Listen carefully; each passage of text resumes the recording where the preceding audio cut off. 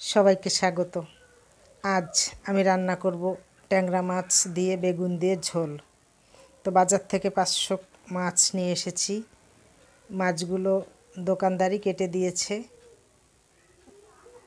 3টে কাটা থাকে, কাটতে ভয় লাগে, তাই ওদেরকে দিয়েই কাটিয়ে এনেছি।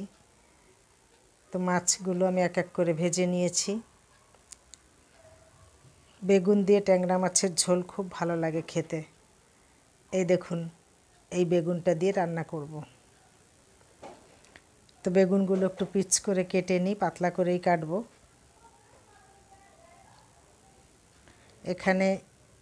আমাদের এখানে আমি যে মাছটা কিনেছি, এটা 1 কিলো ট্যাংরা 400 টাকা দাম।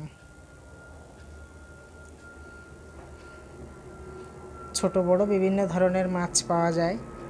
তো যে তেলে আমি মাছটা ভাজলাম, ওই তেলেই সামান্য কটা জিরে এবং কিছু রাঁধুনি আর একটা তেজপাতা এইটাই দিলাম। মশলা একদমই হালকা মশলা, একটু হলুদ দিলাম, সামান্য লবণ দেব। একটু ভাজা ভাজা হয়ে গেলে তারপর আমি ঝোলটা দিয়ে দেব।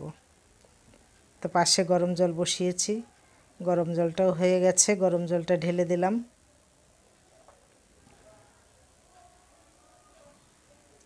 গরম জলটা যখন ফুটতে শুরু করলো, তখন মাছগুলো দিয়ে দিলাম।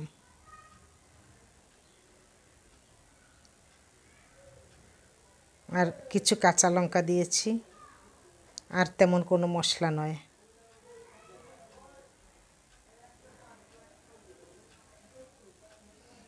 একটু ঢেকে দিই।